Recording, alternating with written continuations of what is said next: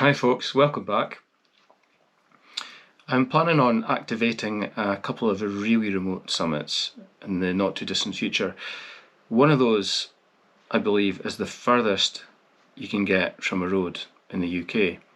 Now, a key part of activating a SOTA summit is being spotted, or in many cases, self-spotting.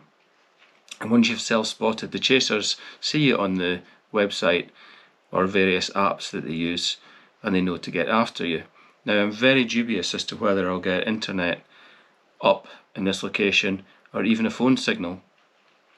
And it just gave me an idea to actually think about all the different ways I could self-spot using what means I had.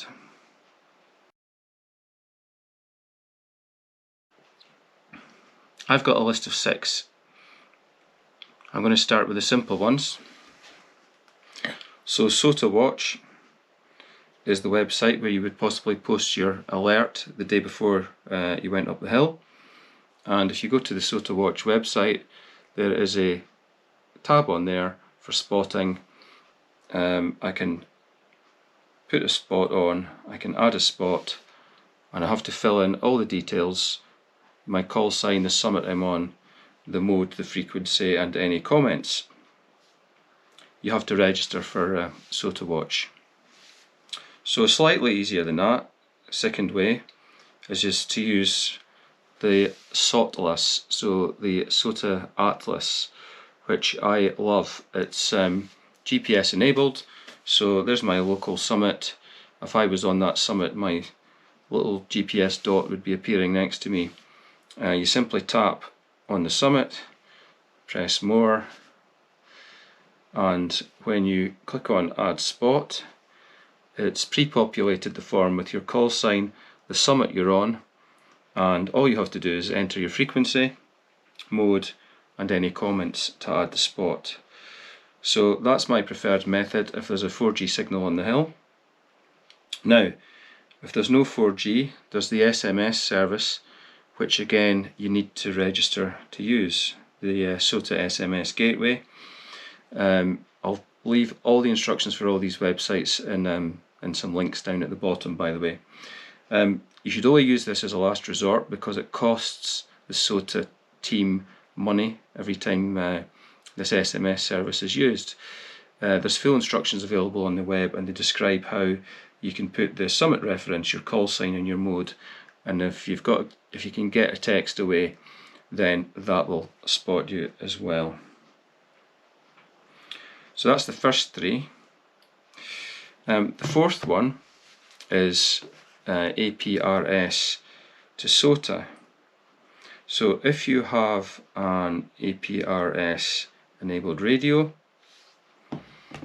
like this Yaesu FT3D, and you've registered for the APRS to SOTA system, which again I will show you how to do that in the details below, you can type in a message containing your summit reference and the frequency that you are on, as well as your call sign and any comments. So in this case I've prepared a message to say I'm about to climb activate Ben McDewey, which is Golf Mike Echo Sierra 001. I press message transmit and it will go. Now if I'm in a really remote location, there's a chance there may not be an iGate, so possibly not have much joy with a whip. But if I change this over for a Yagi, a directional aerial with some gain, there's a chance that my APRS packet would get picked up by a distant repeater, or even a receive only iGate. So I'm going to press transmit on this message here. It's gone, and there's a message coming back saying spotted.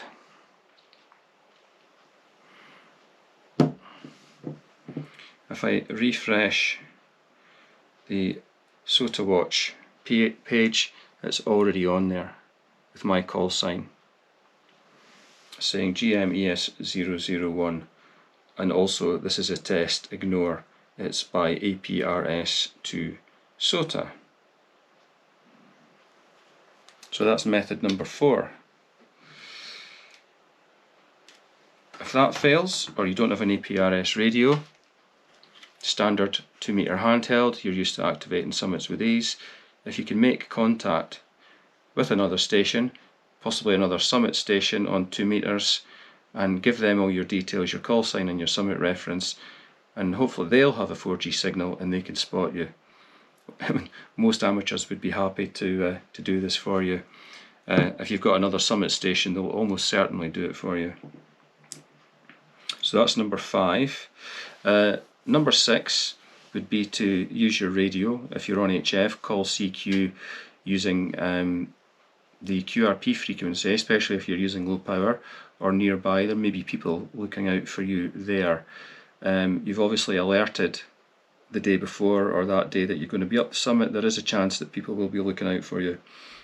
I tend to find though that most chasers will wait until they see the spot before they head for that frequency, but there is a chance if you call on the QRP channel, you'll work a station or two and then ask them to spot you. If that doesn't work and all else fails, consider data modes. So I've got my data mode system set up here, which is a Raspberry Pi feeding into my FT857 and controlling the whole thing using an Android tablet. Why am I saying FT8? Well, you don't necessarily need to spot yourself. You might not get any chasers on FT8, but I'd imagine there's a fair chance you're going to work at least 4 stations, just random stations on the FT8 area. You can mention that you're SOTA in the free comment section, but it is obviously a lot more difficult on FT8 to try and fit in summit reference, etc. with the restricted characters. So, 7 ways of increasing your chances of making an activation count and getting your 4 contacts. I'm going to be trying tomorrow on these remote hills, and I'll let you know how I get on. So thanks for watching, and I'll leave any comments or questions below, and I'll see you on the next one.